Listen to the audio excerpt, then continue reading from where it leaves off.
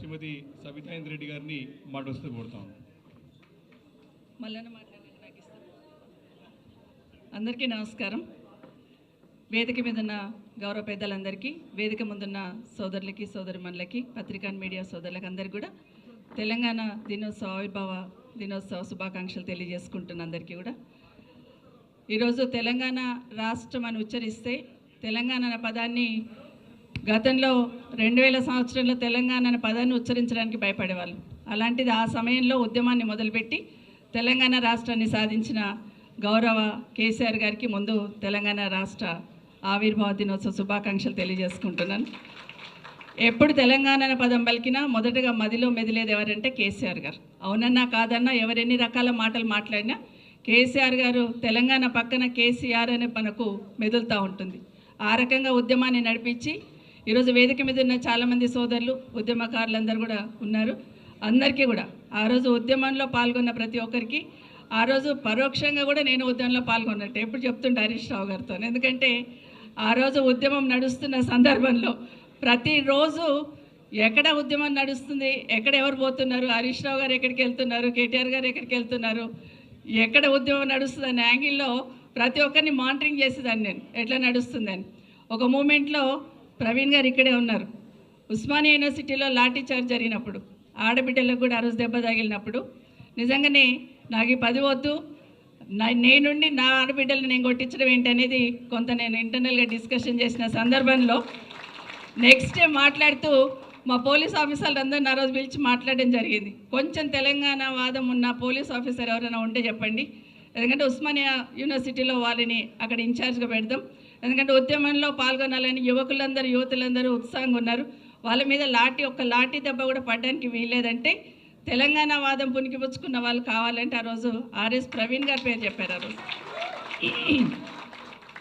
So ఆ రోజు ప్రవీణ్ గారిని అక్కడ పెట్టిన తర్వాత అక్కడున్న ఉద్యమంలో పాల్గొనాలనుకున్న స్టూడెంట్స్ అందరినీ కూడా సామరస్యంగా ఉద్యమంలో పాల్గొనేటట్టు చేసి తెలంగాణ వచ్చే వరకు కూడా ఎక్కడ ఇన్సిడెంట్ జరగకుండా ఉస్మానియా యూనివర్సిటీలో జరిగిన సందర్భంలో ఖచ్చితంగా ప్రవీణ్ గారిని కూడా గుర్తు చేసుకుంటాను.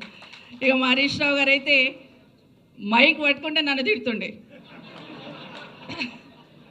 మాకు హోమ్ మినిస్టర్ ఇచ్చున్నారు, నెత్తి మీద టోపీ లేదు, చేతిలో లాఠీ లేదు అని తిడుతుండేమో అంటే మళ్ళీ లోపలికి వచ్చి అక్క ఎట్లన్నా కానీ ఇట్లా ఉద్యమం నడిపిస్తున్నాం చూడు, జర చూసుకో అని చెప్తుండే నాకు.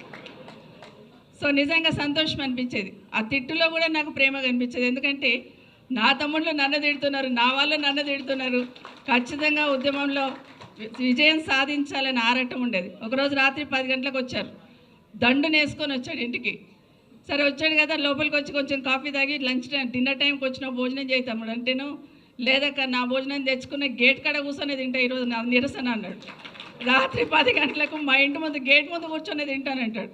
తింటాను ఇక్కడే కానీ కొంచెం తొక్కుంటే పంపియక్క, కారం ఉంటే పంపి తింటానన్నాడు. సో అట్లా ఉద్యమం నడుస్తున్నప్పుడు కూడా అనుబంధాలు ఒక్కొక్క సంఘటన గుర్తు చేసుకుంటే ప్రతి సంఘటనను కూడా ఉద్యమానికి అనుకూలంగా మర్చుకున్నారు కేసీఆర్ గారు. అది చాలా గొప్పతనం. 14F అని ఉండేది. 14F ఇంప్లిమెంట్ చేస్తే తెలంగాణ బిడ్డలకు అన్యాయం జరుగుతుందని దాని ఒక ఉద్యమంలాగా తీసుకున్నారు. ఆ రోజు తెలంగాణ ఉద్యమంలో పెద్ద ఎత్తున తీసుకొని యువతనంతా ఇన్వాల్వ్ చేసి 14F తీసేసేంత వరకు కూడా ఉద్యమాన్ని చేస్తున్నారు ఆ రోజు. అదే కాకుండా బతుకమ్మను, బోనాలను కూడా ఉద్యమంలో భాగస్వామ్యం చేసి తెలంగాణ ఉద్యమాన్ని నడిపించారు కేసీఆర్ గారు. నిజంగా ఈరోజు ఆలోచిస్తూ ఉంటే ప్రాణం పైన పర్లేదు తెలంగాణ రావాలని ఏదైతే కేసీఆర్ గారు అనుకున్నారో ఆ రోజు నీమ్స్లో అందరూ చెప్తున్నారు, డాక్టర్స్ అందరు ఎవ్రీడే చూసే వాళ్ళం ఎట్లా ఉన్నారు, ఏమున్నారు కేసీఆర్ గారు అన్నప్పుడు చాలా కష్టంగా ఉంది, ఆరోగ్యం బాగాలేదు, లాస్ట్ ప్రాణం పైన పర్లేదు అంటున్నారు, మీరెవరైనా ప్రభుత్వం నుండి వచ్చి చెప్తే బాగుంటుంది అన్నప్పుడు నన్నే పంపించారు కేసీఆర్ గారి దగ్గరికి.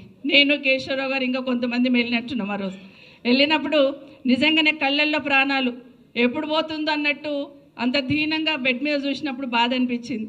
అన్న మీరు విరమించండి నిరాహార దీక్ష అంటే, ప్రాణం పోయినా పర్లేదు కానీ నేనైతే దీక్ష విరమించను, మీరు పైకి ఇన్ఫార్మ్ చేయండి, తెలంగాణ వస్తే చాలు, నాకు ఈ పార్టీ వద్దు, ఉద్యమం వద్దు, నాకు పేరు కూడా వద్దమ్మా, తెలంగాణ రాష్ట్రం వస్తే చాలన్నారు. కానీ ఆ రోజు పోస్ట్పోన్ చేసిన సందర్భంలో శ్రీకృష్ణ కమిటీ అని ఫామ్ చేశారు.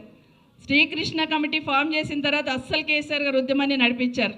అందరిని ఇన్వాల్వ్ చేశారు, అన్ని పార్టీలను ఇన్వాల్వ్ చేశారు, అన్ని సంఘాలను ఇన్వాల్వ్ చేశారు, అన్ని కులాలను ఇన్వాల్వ్ చేసి సకల జనులను అందరిని ఇన్వాల్వ్ చేసి తెలంగాణ రాష్ట్రాన్ని సాధించే దిశగా పోయిన సందర్భంలో చాలామంది అమరులు అయినారు. వాళ్ళందరి త్యాగం కూడా ఎప్పటికీ మర్చిపోము, ప్రతిసారి వాళ్ళని గుర్తు చేసుకుంటుంటాం.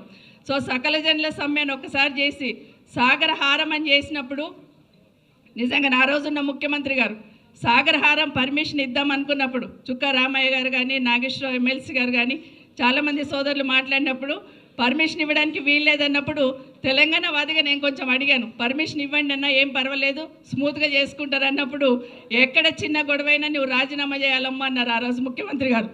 ఆ దాన్ని కూడా కన్విన్స్ చేసుకొని పోతే నిజంగానే ఆ రోజు ప్రోగ్రామ్ అయితే 11 గంటల వరకు హైదరాబాద్లో ఎక్కడ చూసినా తెలంగాణ బిడ్డలు తెలంగాణ వాదులే ఉప్పెనలాగా ఉరికొస్తూ ఉంటే నిజంగా వణికిపోయినారు ఆ రోజున ప్రభుత్వం.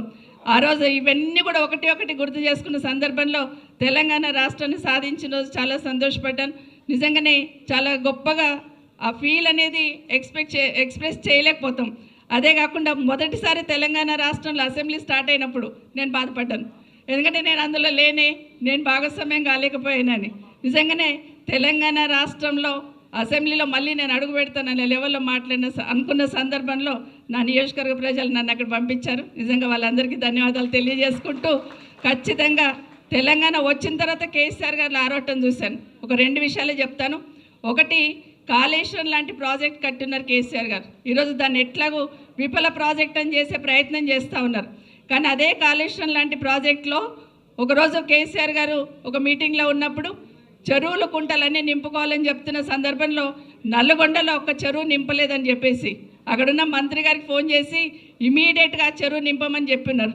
ఆ సందర్భంలో ఒకటి అడిగా నేను, అన్న మీరు కాళేశ్వరం పూర్తి చేశారు, పాలమూరు రంగారెడ్డి కూడా పూర్తి చేస్తే బాగుండేదంటే ఆయన ఒకటే చెప్పారు, నాదొకటే కళ, పాలమూరు రంగారెడ్డి కాళేశ్వరం పూర్తి చేస్తే ప్రతి ఎకరాకు నీళ్ళు అందించగలుగుతారు, రైతన్నలందరూ సుఖంగా ఉంటారని ఒకే కళ నాదని చెప్పినారు కేసీఆర్ గారు. నిజంగా అంత గొప్పగా ఆలోచించున్నారు. వారు నిజంగా మనసు పెట్టి పాలన చేస్తున్నారు. కేసీఆర్ గారికి భగవంతుడు ఆయురారోగ్యాలు ఇవ్వాలని, మరొక్కసారి ఈ రాష్ట్రానికి ముఖ్యమంత్రి కావాలని, ఈ రాష్ట్రానికి కేసీఆర్ గారి నాయకత్వమే శ్రీరామ రక్షణ మరొక్కసారి మనం అందరం అనుకుంటూ జై తెలంగాణ, జై కేసీఆర్. థ్యాంక్ యూ అక్క. ఇప్పుడు